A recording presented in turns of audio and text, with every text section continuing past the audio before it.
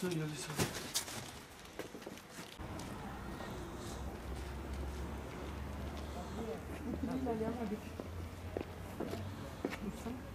Kamera açısına girmiyor.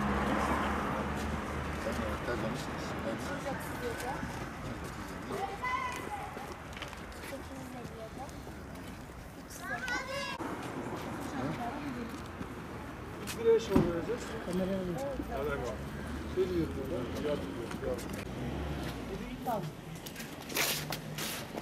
Depremin olduğu günden bugüne akşamından tut biz sivil toplum kuruluşlarıyla bir araya gelerek İHO Ebrar temsilcileriyle beraber sivil toplum kuruluşlarıyla beraber özellikle bize bu konuda öncülük eden yani Umut Kervanı Yardımlaşma Derneği ile beraber yani alandaydık.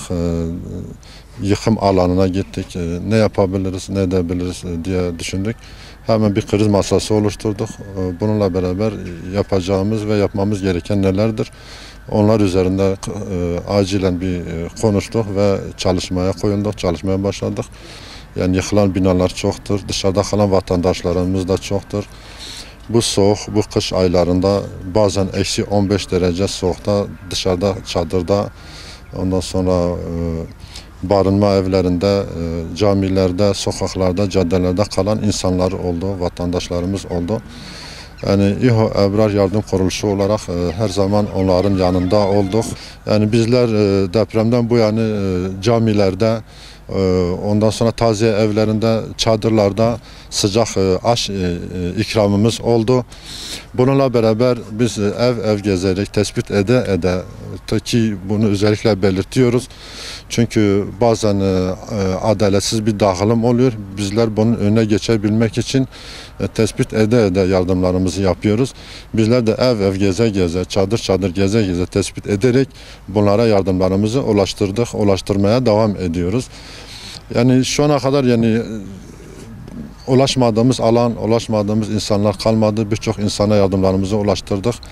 Gerek gıda olsun, gerek giyim olsun, gerek battaniye, yatak, yorgan ve yastık olsun. Küçük çocukları olanlara çocuk bezi olsun.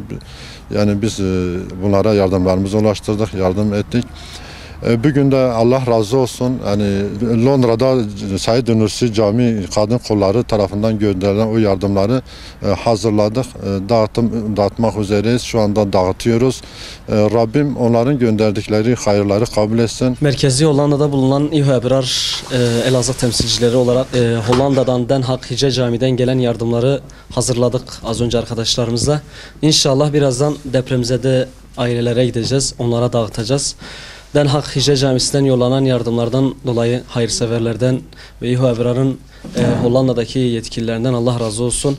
Yardımlarımız devam ediyor. Şu an sahadayız. Hakikaten çadır geziyoruz. Mahalle geziyoruz ve bu şekilde yardımlarımız devam ediyor. Allah-u Teala yardımları gönderen insanlardan razı olsun inşallah. Bismillahirrahmanirrahim.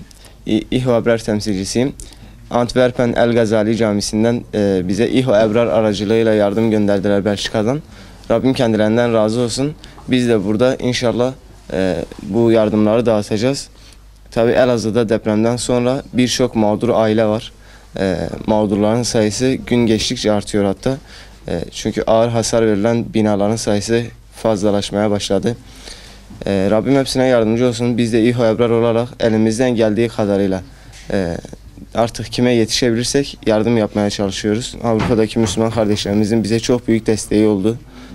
Onlar bize sürekli yardım gönderdiler. Müslüman kardeşlerimize buradan selamlarımı dinliyorum. Bize bu yardımı gönderdikleri için çok teşekkür ederim. Onlara saygılarımı ve selamlarımı diliyorum.